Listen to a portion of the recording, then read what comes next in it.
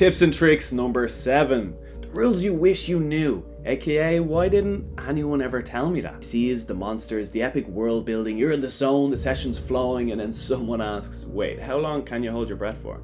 And boom, the momentum crashes harder than a wizard falling featherfall. In this episode, it's the unsung, it's the underused, and it's the often forgotten rules you wish you'd known before things got weird. Because sometimes the real boss battle is the player's handbook. Let's dive in. Literally. Holding your breath underwater. Scenario, your cleric gets tentacle snatched into the abyss by the kraken. How long before they drown? Here's the simple version. So for a baseline, everyone gets 1 minute. Then you add your constitution modifier in minutes. So +1 con equals 2 minutes, that's 20 rounds.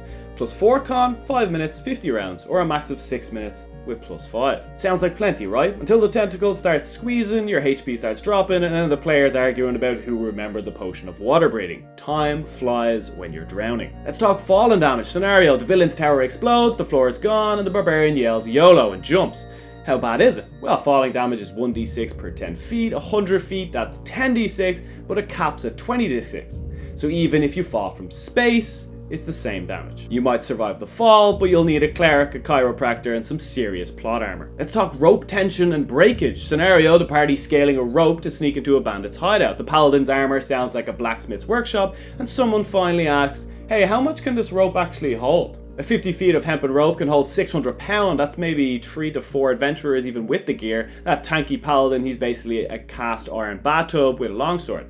And if the enemy spots you and fires an arrow, that rope only has an AC of 11 and 2 HP, meaning 2 damage and that's all it takes. Snap, and it's not stealth anymore, it's gravity-based initiative. Lockpicking in combat. The scenario, the king's throne room is burning, chaos is everywhere, and what does the rogue do? He checks for loot.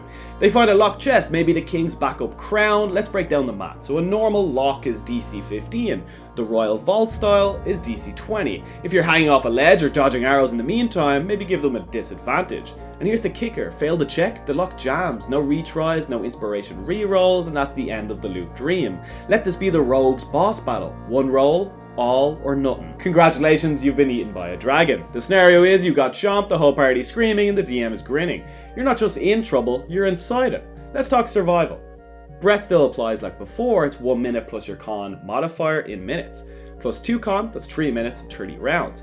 Now here's for the real fun. You're restrained, you've disadvantage on attacks, and you've no real movement. You're being digested. A basic creature might do 1d6 acid damage per round, a black dragon might easily do 3d6. You're not in a fight, you're in a meat blender, and there's no healing potions on the room service menu. Get creative, or get digested. Charm Person isn't a free shopping spree. The scenario, you waltz into an all potion emporium, you're broke, you cast Charm Person, you give a cheeky grin, and you walk out with a full alchemy set. Genius, right? Until the next town you see a face on a wanted poster. Why? Because when Charm Person ends, the target knows they've been magically influenced. That cheerful shopkeeper, now they know you Jedi mind tricked them into a grand theft potion. Magic solves problems, but sometimes it creates felonies. Why these rules matter. This isn't just crunchy detail, it's game-changing flavor. Breath rules make underwater scenes tense and cinematic. Fall damage makes every leap high-stakes drama. Rope tension turns climbing into a suspense scene, lockpicking becomes a heist moment under fire, and getting eaten, suddenly it's a body horror survival arc. Charm Person, now it's a courtroom subplot. These rules aren't just mechanics, they're story engines. Your challenge this week, pick one of these rules and build a scene around it. An underwater cave with an air countdown, a crumbling ruin with falling stakes, a rope bridge fraying mid-fight, a locked vault during a time crunch, or an escape from inside the monster. If you've saved your party from a TPK and gave you a delightfully evil idea, like the video, drop your favorite "wait, that's a rule?"